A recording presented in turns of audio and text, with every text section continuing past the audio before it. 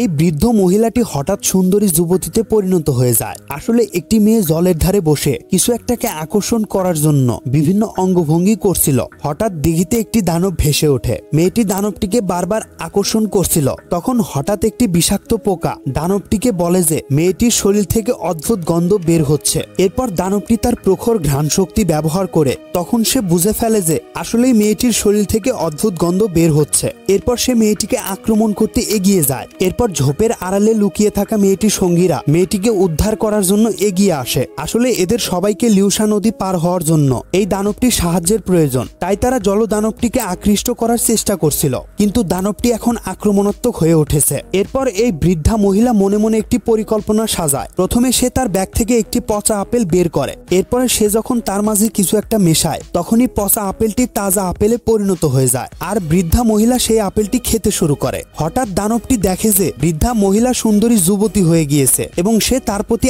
আকৃষ্ট হয়ে যায়। এই ভিডিওটির পার্ট 2 দেখার জন্য একটি লাইক দিয়ে কমেন্ট করে জানাতে পারো।